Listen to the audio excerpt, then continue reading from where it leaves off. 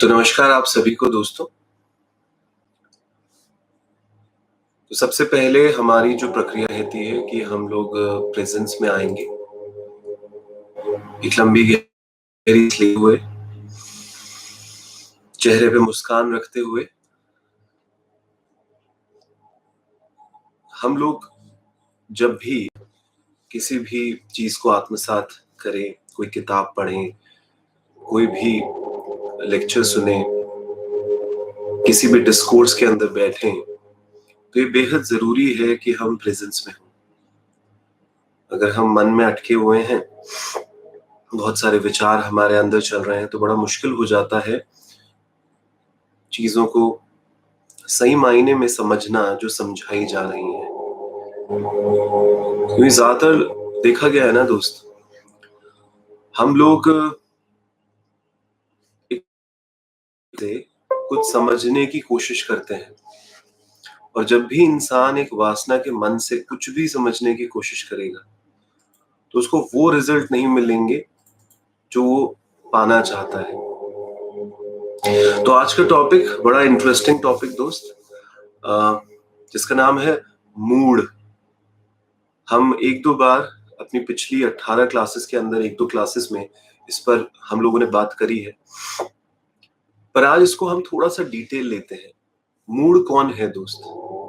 मैं हमेशा से कहता हूं कि मूड वो नहीं है जो फूलिश है, क्योंकि फूलिश और इंटेलिजेंट तो एक क्वांटिटी की बात होती है कि भैया कितना इस इंसान के अंदर बुद्धिमत्ता है, पर मूड एक अलग किस्म के लोग होते हैं। आप एक इंसान को इमेजिन करिए जो पेड़ की शाखा पे बैठा हुआ है और उसी शाखा को काट रहा है। तो दोस्त, जब हम आध्यात्मिक प्रगति करना चाहते हैं अपनी जिंदगी में, अवेकनिंग के पाथ पर बढ़ना चाहते हैं, तो ये जो मूड तत्व है इसको समझना होगा जो इंसानों के अंदर व्याप्त है दोस्त। एक इंसान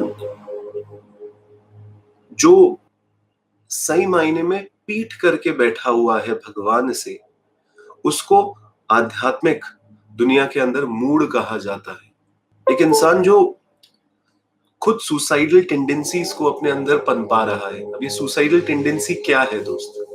हम ज्यादातर देखते हैं कि जितने भी लोग हैं, ये जब भी अपने आप को, अपनी बुद्धि बुद्धि को लगाने का प्रयास करते हैं, अपने मन को लगाने का प्रयास करते हैं, तो ज्यादातर देखा गया है कि बहुत ज्यादा फंसे रहते हैं अपने अंदर ही, और अपने अपने से बियॉन्ड चीजों को नहीं देख पाते।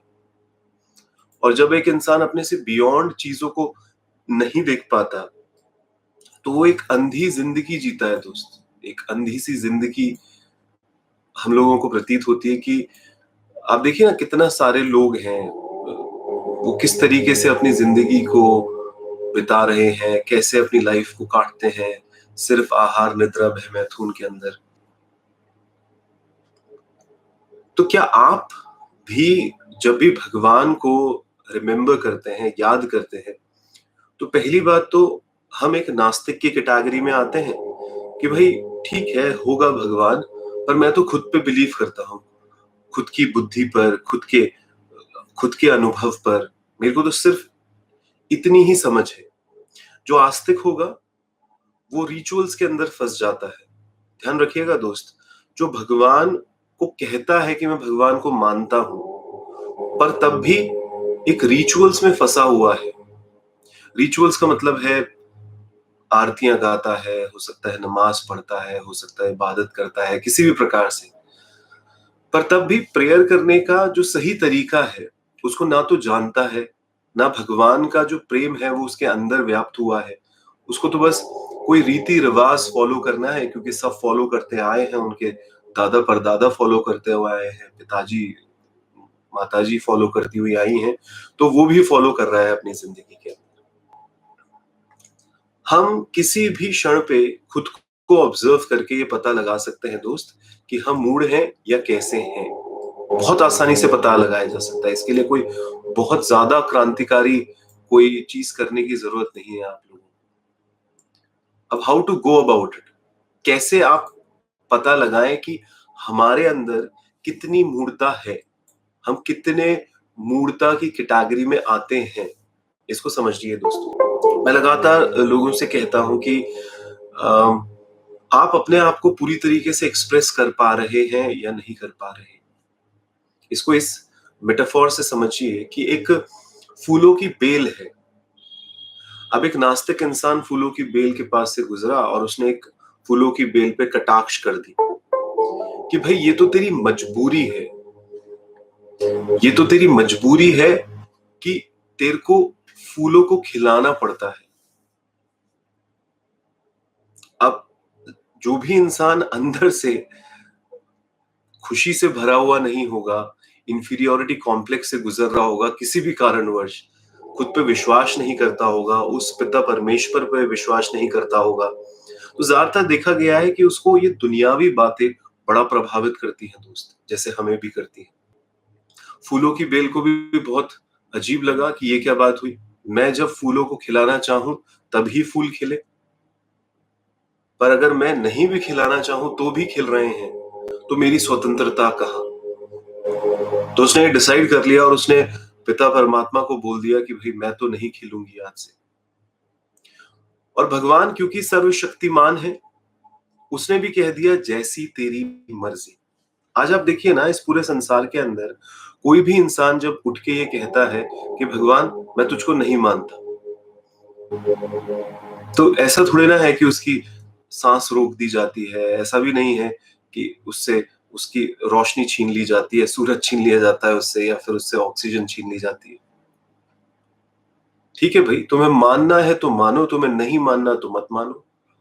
तुम चाहते हो तो भगवान के समक्ष खड़े होकर प्रार्थना कर सकते हो, उस ग्रैटिट्यूड भाव की, उस धन्यवाद भाव की, या फिर तुम भगवान के से पीठ करके भी खड़े हो सकते हो। तुम्हारी मर्जी है, तुम्हारी जिंदगी है, एज यू विश। पर सोचिए कि उस फूलों की बेल के साथ फिर क्या घटा होगा जब उसके अंदर से एक एक्सप्रेशन आ रहा होगा कि वो फूलों को खिलाए, वो पत्तियों को अपने अंदर से निकाले, पर वो रुक गई, उसमें गांठें पड़ गई, वो कुरूप हो गई, कोई भी उसको नहीं देखता, किसी भी तरीके से वो ना तो खुद के अंदर अच्छा महसूस कर रही है और बाहर के किसी भी इंसान को भी वो सेवा भाव नहीं दे पा रही है। ऐसा इंसान के साथ हो जाता है। एक इंसान इतना ज्यादा सेल्फ सेंटर्ड हो जाना, अपने ही मन में, अपनी बुद्धि में, अपने अहंकार में, अपनी वासनाओं के अंदर इतना ज्यादा चले जाना कि परमात्मा तो दूर की बात है दोस्त, वो अपने से ऊपर किसी के बारे में सोच ही नहीं रहा और फिर अंदर ही अंदर सड़ रहा है। उसके जो एक्सप्रेशंस हैं वो बाहर ही नहीं आ रहे, पर परमात्मा कहता है एज यू विश, जैसा तू चाहे। तो ये एक नास्तिक का भाव है कि भाई वो कोई इंसान जिसको स्वतंत्र भी देखेगा सही मायने में, यानी परमात्मा के साथ जब हम कनेक्ट होते हैं दोस्त, तो हम रियल स्वतंत्रता में आते हैं। मैं शुरुआती दौर से लाइफ पर्पस को एस्टैब्लिश करता हूं और मैं कहता हूं यूनिवर्सल इंटेलिजेंस चाहती है कि आप कुछ करें। आप शांति से बैठें और अपने अंदर झांक के देखें और अपने आप से पूछें कि भाई आपका इस प्लैनेट अर्थ पे क्यों जन्म हुआ है। आपको आपका लाइफ पर्पस पता चलेगा दोस्त, किस काम में अच्छे हैं आप, कौन सा दर्द है इस दुनिया का जिसका निवारण आप करना चाहते हैं, या आपके अंदर एक आवाज आती है, इंट्यूशन कह लीजिए, गट फीलिंग कह लीजिए, आप जब उस आवाज को सुनना चालू करेंगे, एकदम से नहीं होगा दोस्त, क्योंकि हमारी वासनाएं, हमारी कामनाएं, हमारी जो मन है, हमारी जो बुद्धि है, इतना ज्यादा धुआं धुआं कर रखा है हमारे अंदर कि हम उस आवाज को नहीं सुन पाते कई बार।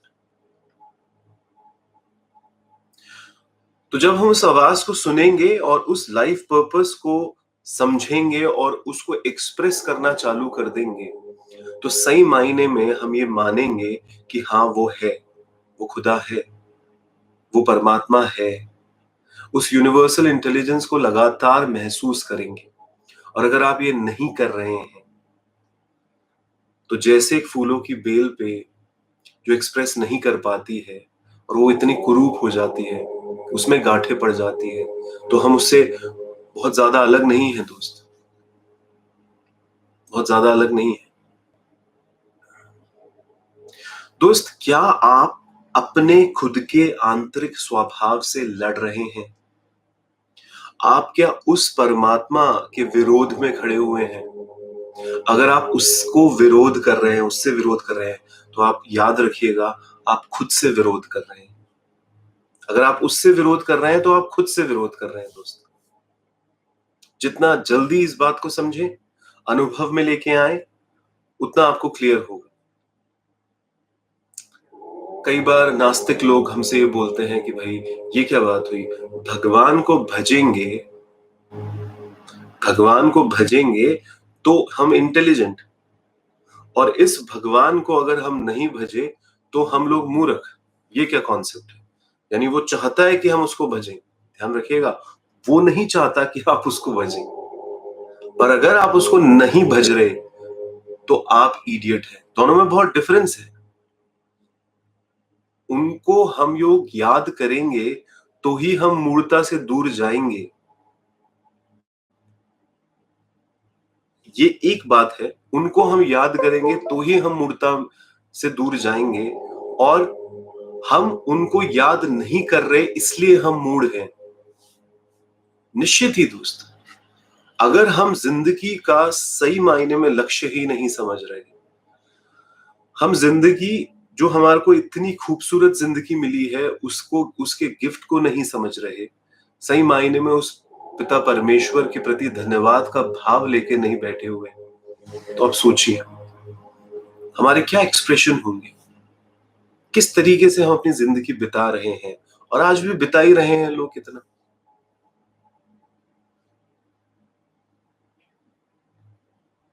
जो भी इंसान एक्सप्रेस करना चाहता है, अपने लाइफ पर्पस को जीना चाहता है, खुश है, सेलिब्रेटिव मोड में है, ध्यान रखिएगा वो परमात्मा को ही अपने अंदर जी रहा है दोस्त। I am not talking about pleasure, I am not talking about so called सुख जिसमें लोग फंसे रहते हैं। हम लोग जो बात कर रहे हैं वो बड़ा क्लैरिटी के साथ बात कर रहे हैं, बहुत क्लैरिटी के साथ आप लोगों को एस्टैब्लिश कर रहे हैं इस बात को कि भाई आपको उस लाइफ पर्पस को समझना है अपनी जिंदगी में, और उसको जीना चालू कर देना है, और हर वक्त उस धन्यवाद भाव के अंदर खुद को व्याप्त रखना है। एक एग्जाम्पल मुझे याद आता है कि एक इंसान, झूठ बोलने की आदत थी उसको, और झूठ बोलते बोलते वो इतना झूठा हो गया कि उसने 3 औरतों से शादी कर ली, और तीनों औरतों को आपस में ये नहीं पता कि उसने दूसरे से शादी कर रखी है। तो भाई ये बात बाहर आ गई, उस पे कोर्ट केस हो गया, न्यायाधीश के पास ले जाया गया। जज ने कहा कि इस जैसे आदमी को क्या सजा दी जाए, क्योंकि मानहानि का दावा ठोक दिया जाए, या फिर 420 का केस ठोक दिया जाए, या फिर कोई भी चीज, वो इसको सही मायने में रियलाइजेशन करवा पाएगी या नहीं करवा पाएगी वो सजा। तो उन्होंने उसको ये सजा दी कि तुझे एक ही छत के नीचे इन तीनों औरतों के साथ रहना है। ऐसे सुना है मैंने, 1 महीने के अंदर अंदर उसने आत्महत्या कर ली, और एक नोट छोड़ के गया, जज को बोला कि ऐसी सजा और किसी को ना देना, इससे तो मरना बेहतर है। हमारी जिंदगी में ये जो छल कपट झूठ फरेब हम लोग चलाते हैं दोस्त, जिसमें हम उसको भूल जाते हैं, अपने लाइफ पर्पस को भूल जाते हैं। हम इसको कुछ कहते हैं, उसको कुछ कहते हैं, सिर्फ अपना नाम कमाने के लिए, अपना दाम कमाने के लिए। और रियलिटी में जो हम जी रहे हैं वो जिंदगी, कई बार, क्योंकि लाइफ कोच हूं, इतने सारे लोग मुझसे मिलने आते हैं, कई बार उनकी जिंदगी को देख के लगता है तो मौत से बदतर है। सच में मौत से बदतर हो जाती है कई लोगों की लाइफ। मौत इतनी बुरी नहीं है दोस्त, जितना जीवन एक मूर्खता के साथ जीना है। ध्यान रखिएगा ये बात। वासना से ग्रस्त इंसान जो परमात्मा के बिना है, चारों तरफ करता क्या रहता है? चारों तरफ किसी भी इंसान को देखता है तो अपना दुश्मन क्यों समझता है उस इंसान को? क्योंकि उसने अंधेरे की तरफ पीठ कर रखी है, उसने खुदा की तरफ पीठ नहीं कर रखी। वो जब इबादत भी करता है ना अल्लाह की, उसके जब हाथ भी उठते हैं ना नमाज में, तो उसके भाव क्या होते हैं? कुछ मांगने के, मुझे ये दे दे, मेरी ये दुआ कबूल कर। अरे आप बताइए ना, इज्जत, शोहरत, पैसा, इससे भगवान का कोई प्रयोजन नहीं है दोस्त। अभी आप इसी वक्त, इसी मोमेंट के अंदर आंखें बंद करके महसूस करिए, भगवान आपके साइड में खड़े हैं, एकदम आए, आपके कंधे पर टैप किया और बोला क्या चाहिए दोस्त? अरे हमारे पास लिस्ट बनी हुई है दोस्त, लिस्ट बनी हुई है, मुझे ये चाहिए, मुझे ये चाहिए, मैंने तेरे को तब ये कहा था, तूने नहीं दिया था, ये कह रहा था, ये अभी कह रहा हूं, कब देगा, क्या करना होगा, बता। क्या ट्रांजैक्शंस चल रहे हैं? ये स्पिरिचुअल पाथ नहीं है दोस्त, ये अवेकनिंग पाथ नहीं है, किसी लेवल पे भी नहीं है। प्रेयर्स करना इतना आसान नहीं है, प्रेयर्स करना इतना आसान नहीं है। एक तोते की कहानी याद आती है, एक तोता बड़ा गाली गलौज करता था,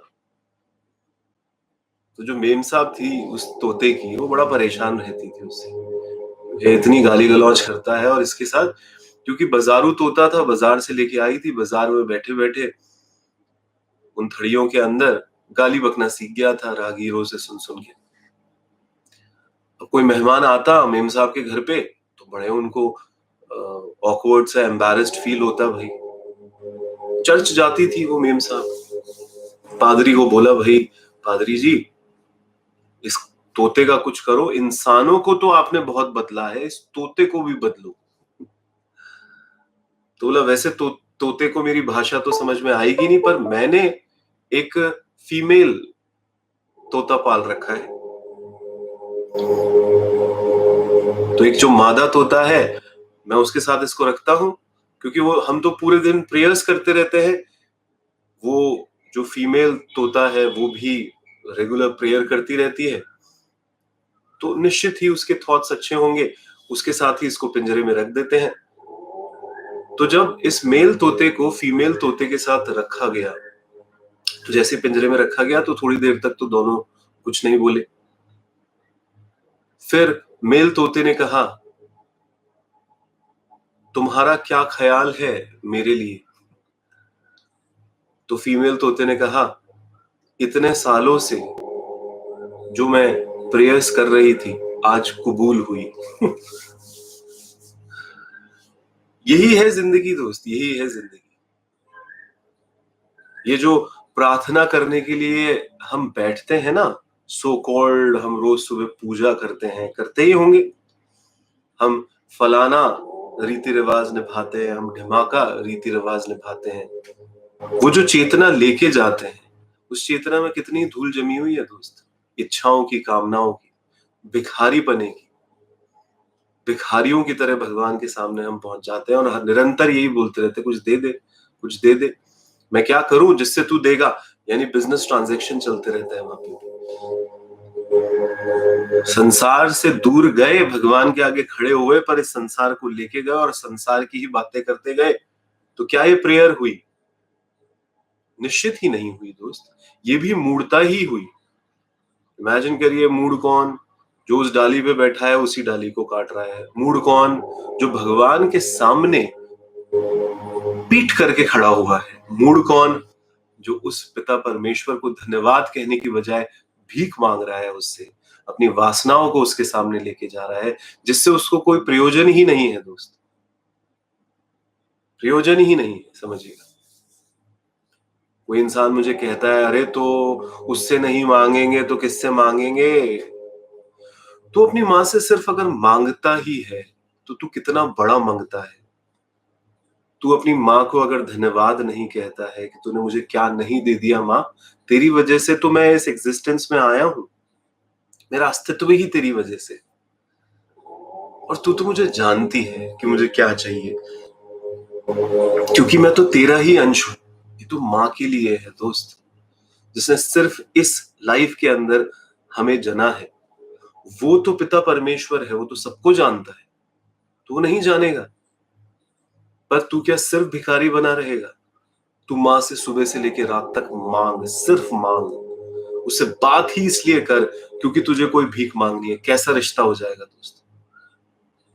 वो रामकृष्ण कहते थे ना कि जो चील तुम्हें हवा में उड़ती हुई दिख रही है, ध्यान दीजिएगा, वो हमें लग रहा है आसमान के अंदर, खुले आसमान में फ्रीडम के साथ चील उड़ रही है। वाह वाह वाह!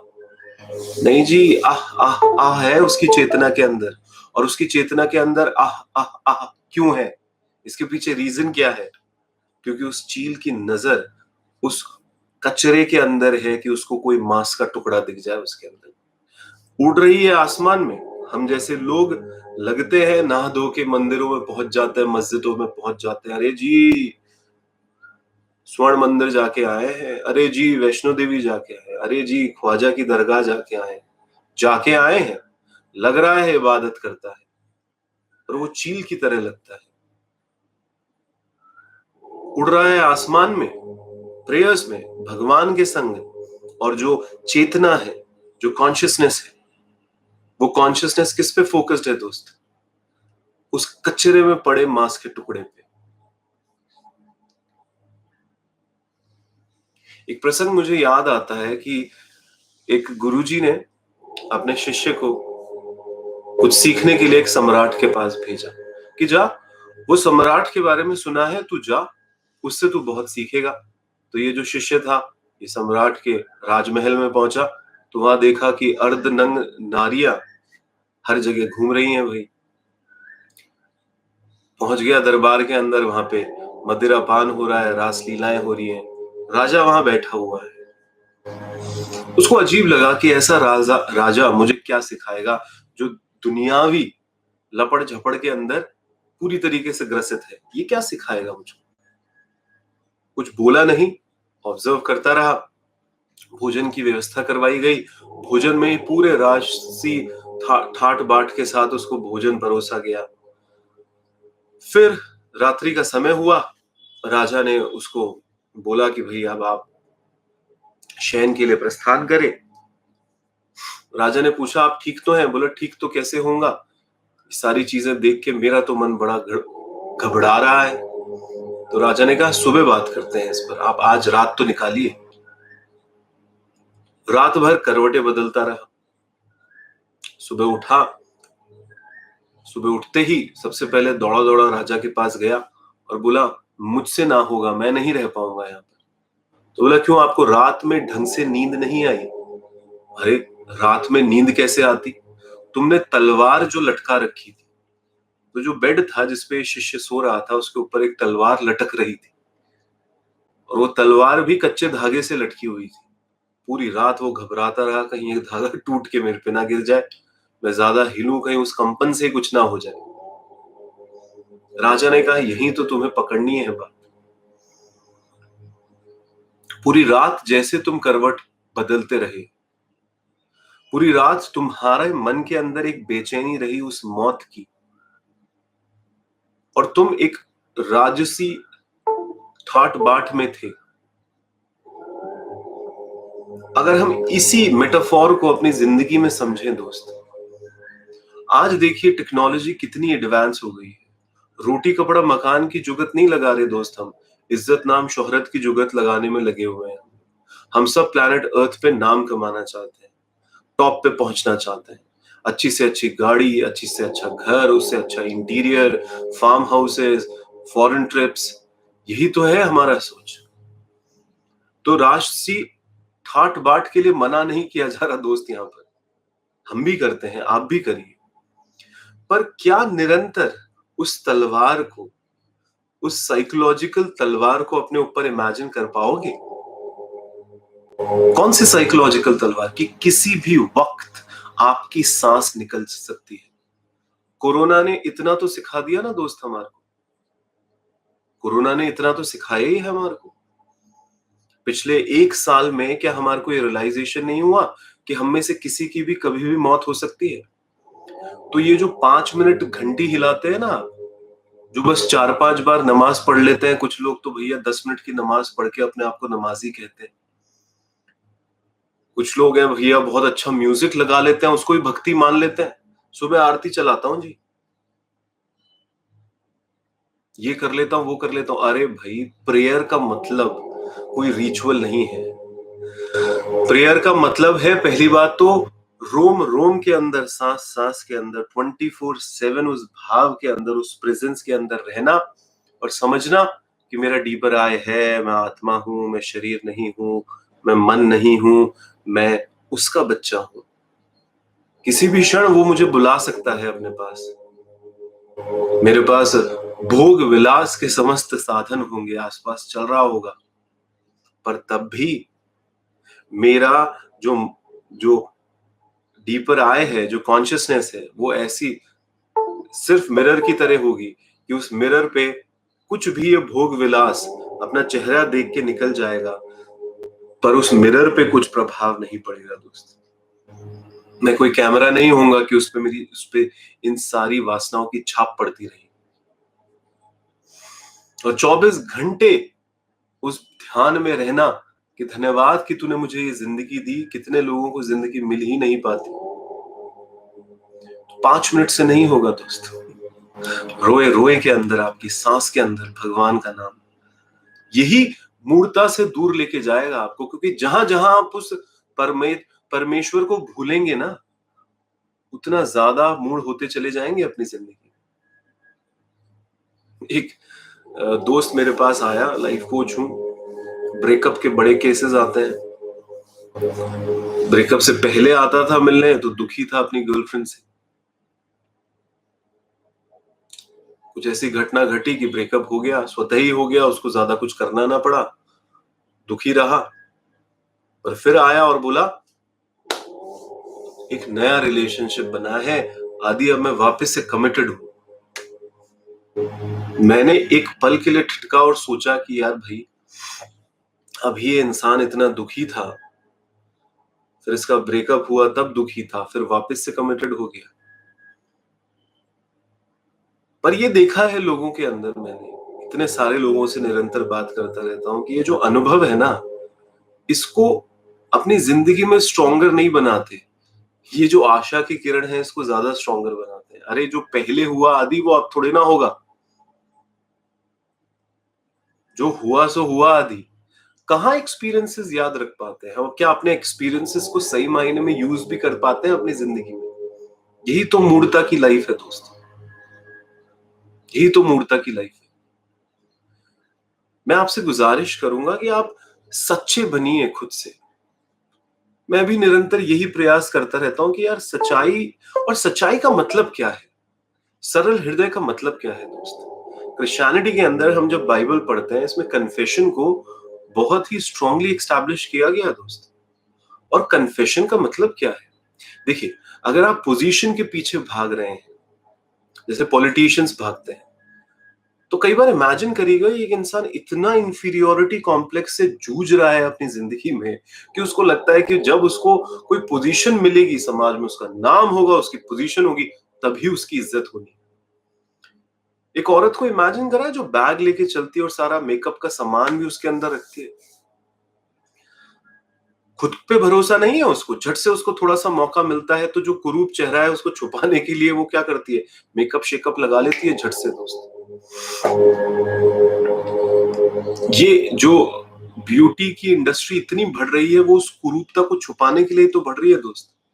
क्योंकि ये जो परत लगा रखी है इंसान ने अपने चेहरे पर, वो उस कुरूपता को छुपाकर कुछ ऐसा दिखाना, यानी उस सच्चाई को छुपाकर कुछ ऐसा झूठ दिखाना जो एग्जिस्ट ही नहीं करता। जितना हम दिखावे के अंदर फंसते चले जाएंगे, उतना आप देखिएगा हम पीठ करते हुए चले जाएंगे भगवान के सामने। लोग 25-25 साल एक दूसरे के साथ रह लेते हैं और तब भी कई बातें ऐसी हैं जो वो उसके सामने दिखाना नहीं चाहते। आपको लगेगा अरे 25 साल रहे हैं तो बाहर तो आ ही जाएगी। बाहर आ जाना स्वतः अलग बात, हम चाहते हैं कि बाहर आ जाए, बहुत अलग बात, वो तो 25 मिनट में भी हम दिखाते हैं। तो सच्चे तो बनना ही है हमें इस जिंदगी में। मूर्ता क्या है कि जिस ब्रांच पे आप बैठे हैं आप उसी को काट रहे हैं। यानी ये जो अमेजिंग सी जिंदगी मिली है हमारे को, जिसमें हम अपना लाइफ पर्पस जी सकते हैं, हमारे अंदर से एक इंट्यूशन, एक आवाज आती है, गट फीलिंग से आवाज आती है कि भाई तुझे प्लैनेट अर्थ पे सच में कोई क्रांतिकारी काम के लिए भेजा गया है। मरने से पहले क्या करके जाएगा, इस दुनिया को क्या देके जाएगा, क्या एक्सप्रेशन अंदर चलते हैं, हम उस आवाज को अनसुना कर देते हैं। क्योंकि सर्वाइवल में लगे हुए हैं ना दोस्त, सिक्योरिटी में लगे हुए हैं ना, भागे जा रहे हैं ना इसके अंदर, भागिए, कौन मना कर रहा है, करते रहिए। मुक्त अवस्था में तो नहीं है दोस्त, जो रियलिटी में एक मुक्ति होती है, उसमें फंसे हुए हैं उन सारी चीजों के अंदर, और वही दिक्कत पैदा कर देता है दोस्त। मेधावी कब बनेंगे? मेधावी कौन है? मूर्ता का ऑपोजिट मेधावी। सही मायने में एक मेधावी, एक इंटेलिजेंसी वाला इंसान जो अवेयरनेस में है, जागरूक है, उसको सब समझ में आती हैं ये सारी चीजें। वो ना केवल उस पिता परमेश्वर को मानता है, वो 24/7 उस भाव में रहने का प्रयास करता है दोस्त।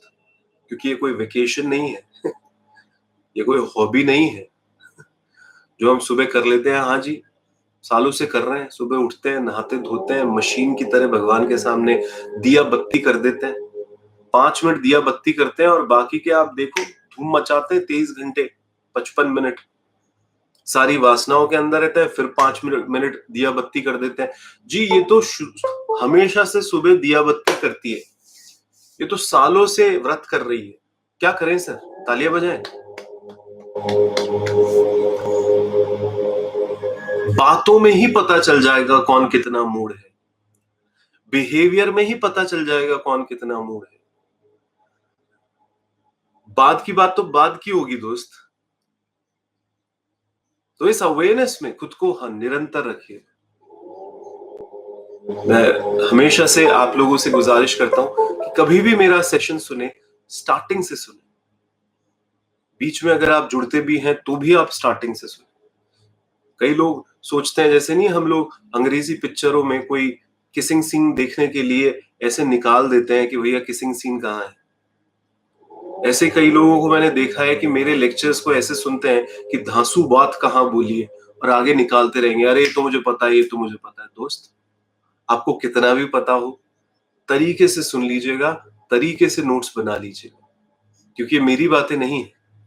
ये तमाम अमेजिंग जो किताबें हुई, ये सारे के सारे जो एनलाइटेंड लोग, जो अवेकन्ड लोग, जो इस प्लैनेट अर्थ पे किसी भी वक्त रहे, उनकी जो बातें हैं वो आप तक पहुंचाने का प्रयास है दोस्त। 18 से ज्यादा हम सेशंस ले चुके हैं। स्टेप बाय स्टेप लीजिएगा, फायदा होगा। ऐसे नहीं जो आपको ठीक लगे वही लीजिएगा। अगर आपको इस पाथ पे आगे बढ़ना है तो दोस्त, अगर आपको इस पाथ पे आगे बढ़ना है, कोई भी प्रश्न होता है, मॉर्निंग में नहीं ले पाते हम, adigurudas@gmail.com पे आप भेज सकते हैं। 9829363694 पर आप हमारे को व्हाट्सएप कर सकते हैं। कोई भी वॉलंटियर सर्विस करना चाहे तन मन धन से, आप 9024023331 पे आप मैसेज कर सकते हैं दोस्तों। बहुत प्रेम है आप लोगों से, जानता भी नहीं हूं आप लोगों को शायद इतना। हो सकता है हम कभी मिले ना हो, और हो सकता है हम कभी ना भी मिले जिंदगी में, पर इससे क्या फर्क पड़ता है दोस्त? आपके अंदर वो परमात्मा बैठा है, मेरे अंदर वो परमात्मा बैठा है, और मैं यहाँ से आपके अंदर बैठे हुए परमात्मा को नमन करता हूँ, प्रणाम करता हूँ।